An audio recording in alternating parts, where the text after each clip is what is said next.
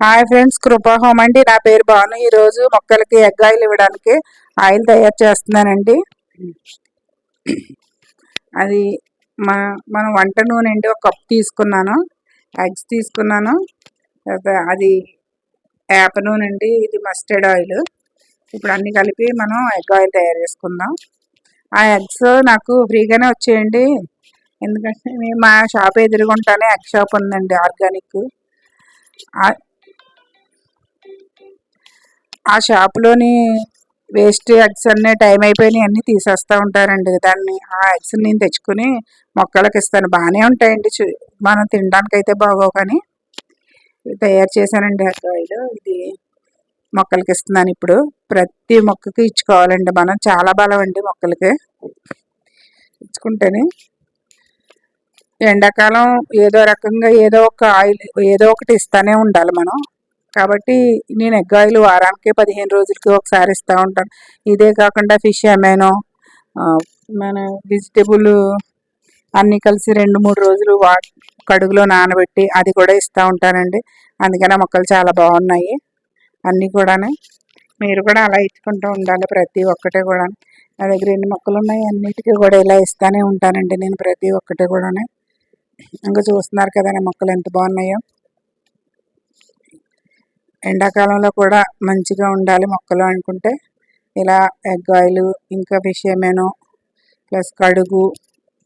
మనం ఇది ఆర్గానిక్ ఎరువులే కానీ ఇవేమి ఇవ్వట్లేదు కదండి ఎరువులు. దాన్ని బట్టి మనం మంచిగా చూసుకోవాలి మొక్కల్ని ఎలా చూసుకుంటున్నాము దాని గురించి మొక్కలు ఆలోచించుకుని.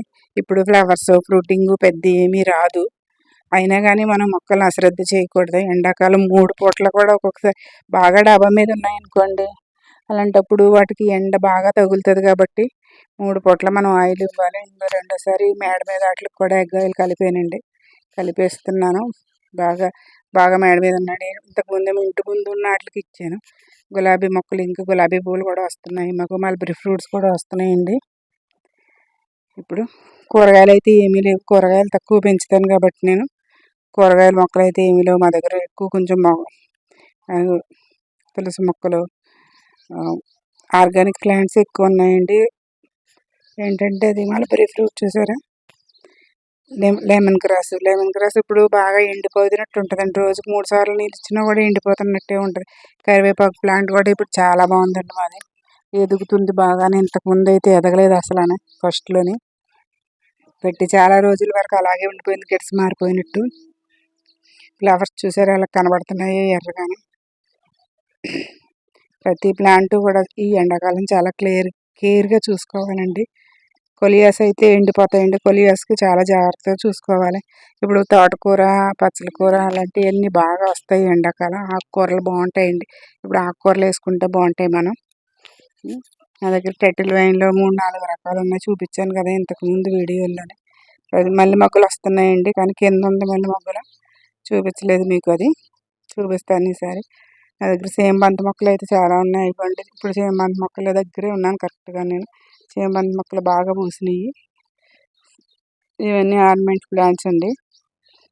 మీకు ఇంతకు ముందు వీడియోలో చూపించాను నేను ఆల్రెడీ మీకు. స్నేక్ ప్లాంట్ రీపాటింగ్ చేయడం, అవి snake plant, money plant, coleus చిన్న చిన్న కొమ్మలు మళ్ళీ పెట్టాను.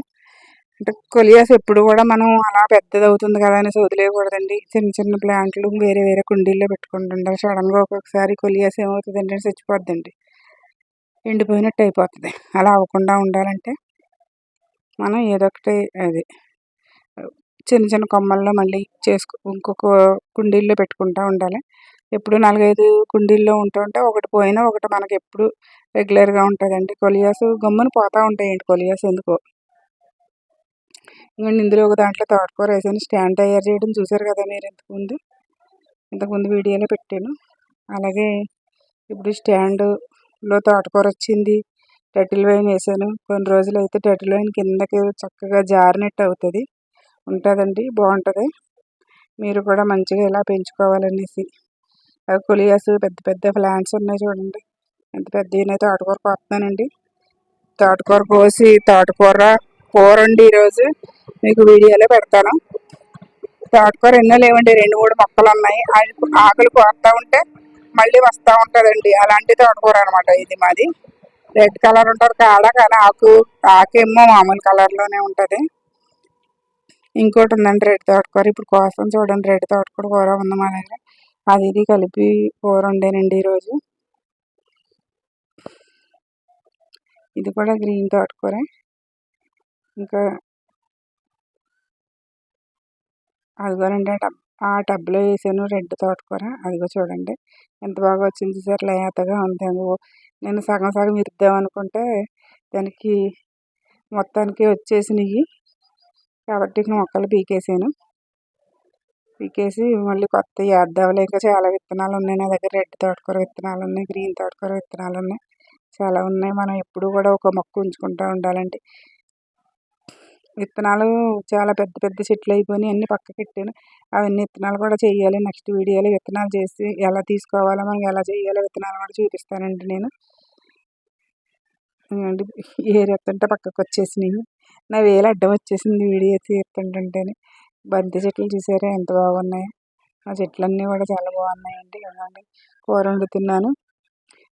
రెండు రకాలు తోటకూర, గ్రీన్ తోటకూర, రెడ్ తోటకూర. కలర్ఫుల్గా ఉంది కూర. ఫ్రై చేస్తున్నానండి. ఈరోజు అది వేసుకుని తిన్నాం మేము ఆల్రెడీ. నేను వీడియో తర్వాత మాట్లాడుతున్నాము, కూర గురించి కూడా చెప్పేస్తున్నాను అనమాట. వీడియోలో కూర చాలా బాగా వచ్చింది, చాలా టేస్ట్గా. ఎందుకంటే మనం మందులు వేసి పండించడం. అసలు నాకు తోటకూర అంటే ఇష్టం ఉండదు. బచ్చల కూర ఎక్కువ తింటాను నేను, కానీ తోటకూర చాలా బాగుంది. ఇంతకుముందు వండుకున్నప్పుడు కూడా